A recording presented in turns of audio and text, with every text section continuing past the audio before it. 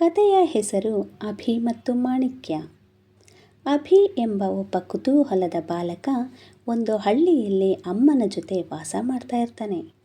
ಅವನಿಗೆ ಪಾರಿವಾಳಗಳನ್ನ ನೋಡಬೇಕು, ಹಾಗೆ ಕಾಡು ಸುತ್ತಬೇಕು, ಪ್ರಾಣಿಗಳನ್ನೆಲ್ಲ ನೋಡಬೇಕು ಅನ್ನೋದು ತುಂಬ ಇಷ್ಟ. ಆದರೆ ಅವನಿಗೊಂದು ದೊಡ್ಡ ಕನಸಿತ್ತು. ಅದು ಏನೆಂದರೆ, ಒಂದು ಸಲನಾದರೂ ನಾನು ಊರಿನ ರಾಜನಾಗಬೇಕು ಅಂತ. ಒಂದು ರಾತ್ರಿ ಅಭಿ ತನ್ನ ತಾಯಿಯ ಬಳಿ ಕುಳಿತುಕೊಂಡು ಕೇಳ್ತಾನೆ, ಅಮ್ಮ, ನಾನು ಹೇಗೆ ಊರಿನ ರಾಜನಾಗ್ಬೋದು ಅಂತ. ಅದಕ್ಕೆ ಅಮ್ಮ ಮಗು ಹಾಸ್ಯ ಮಾಡಿ ಹೇಳ್ತಾಳೆ, ಹೃದಯ ಶುದ್ಧವಾದವನಿಗೆ ಅದ್ಭುತ ಮಾಣಿಕ್ಯ ದೊರಕಿದ್ರೆ ಅವನು ಮಹಾನ್ ರಾಜನಾಗಬಹುದು. ಅಭಿಗೆ ಆ ರಾತ್ರಿಯೆಲ್ಲ ನಿದ್ದೆನೇ ಬರಲಿಲ್ಲ. ಅಮ್ಮನ ಮಾತು ಕೇಳಿ ತುಂಬ ಖುಷಿಯಾಗ್ತಾನೆ.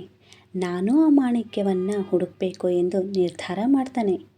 ಅಭಿ ಹಚ್ಚ ಹಸಿರಾದ ಕಾಡಿನಲ್ಲಿ ತನ್ನ ಪ್ರಯಾಣ ಶುರು ಮಾಡ್ತಾನೆ. ಕಾಡಿನಲ್ಲಿ ನಡೆದುಕೊಂಡು ಹೋಗಬೇಕಾದ್ರೆ ಒಂದು ಪ್ರಾಣಿಯ ಸದ್ದು ಜೋರಾಗಿ ಕೇಳಿಸುತ್ತೆ. ತಕ್ಷಣ ಅಲ್ಲೇ ನಿಂತ ಅಭಿ ಸುತ್ತಮುತ್ತ ಗಮನಿಸ್ತಾ ಹೆಜ್ಜೆಯನ್ನು ಮೆಲ್ಲನೆ ಇಡುತ್ತಾ ಭಯದಿಂದ ಬರ್ತಿರ್ಬೇಕಾದ್ರೆ ಹಸಿರು ತೋಳವೊಂದು ಮರಕ್ಕೆ ಸಿಕ್ಕಿ ಕಿರುಚಾಡ್ತಾ ಇರುತ್ತೆ. ಅದನ್ನು ಕಂಡ ಅಭಿ ನಿಧಾನವಾಗಿ ತೋಳವನ್ನು ಮರದ ದಿಮ್ಮಿಯಿಂದ ಹೊರತೆಗಿತಾನೆ. ಅಭಿಯ ಸಹಾಯ ನೆನೆದ ತೋಳ ಧನ್ಯವಾದ ಹೇಳಿ ಹೊರಟು ಹೋಗುತ್ತೆ. ಕಾಡಿನಲ್ಲಿ ಹೋಗ್ತಾ ಹೋಗ್ತಾ ಅಭಿಗೆ ರೆಕ್ಕೆ ಬಡಿಯುವ ಶಬ್ದ ಕೇಳಿಸುತ್ತೆ. ತಕ್ಷಣವೇ ಹಳ್ಳದ ಕಡೆ ನೋಡ್ತಾನೆ. ಹಳ್ಳದಲ್ಲಿ ಬಿದ್ದ ಪರ್ದೆ ಹಕ್ಕಿಯನ್ನು ಮೇಲಕ್ಕೆತ್ತಿ ಹಾರಲು ಬಿಡ್ತಾನೆ. ಬಹಳ ಆತಂಕದಿಂದನೇ ಮುಂದೆ ಸಾಗ್ತಾ ಕಾಡಿನ ಸೌಂದರ್ಯವನ್ನು ವೀಕ್ಷಣೆ ಮಾಡ್ತಾ ಅಭಿ ದೊಡ್ಡ ಮರದ ಪೊಟರೆಯಲ್ಲೊಂದು ಹಾವೊಂದು ಸಿಕ್ಕಾಕೊಂಡಿರೋ ಥರ ಕಾಣುತ್ತೆ.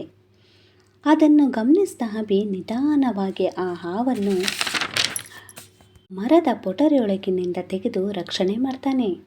ಸಂತೋಷಗೊಂಡ ಹಾವು, ನೀನು ಒಳ್ಳೆಯ ಬಾಲಕ, ನಾನು ನಿನಗೆ ಸಹಾಯ ಮಾಡುವೆ. ನಿನಗೆ ಏನು ಬೇಕೋ ಹೇಳು, ಏನು ಸಹಾಯ ಬೇಕೋ ಕೇಳು ಎಂದು ಹೇಳುತ್ತೆ.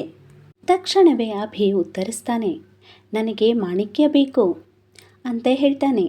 ಅದಕ್ಕೆ ಹಾವು ಅವನನ್ನು ಹಳೆಯ ಗುಹೆಯ ಬಳಿ ಕರೆದುಕೊಂಡು ಹೋಗುತ್ತೆ. ಆ ಗುಹೆಯಲ್ಲಿ ಅದ್ಭುತ ಮಾಣಿಕ್ಯ ಇದೆ, ಆದರೆ ಅದಕ್ಕೂ ಒಂದು ಷರತ್ತಿದೆ. ಅದು ಏನು? ಅದನ್ನು ಪಡೆಯಲು ಶುದ್ಧ ಹೃದಯ ಬೇಕು ಎನ್ನುತ್ತದೆ. ಆಗ ಅಭಿ ಆತ್ಮವಿಶ್ವಾಸದಿಂದ ಹೇಳುತ್ತಾನೆ, ನಾನು ಯಾರಿಗೂ ಕೆಟ್ಟದ್ದನ್ನು ಬಯಸಿಲ್ಲ, ಅನ್ಯಾಯವೂ ಮಾಡಿಲ್ಲ. ನನ್ನಲ್ಲಿ ಶುದ್ಧ ಹೃದಯ ಇದ್ದಿದ್ದೇ ಆದರೆ ಮಾಣಿಕ್ಯ ನನ್ನ ಕೈಗೆ ಬರಲಿ ಎಂದು ಹೇಳ್ತಾನೆ.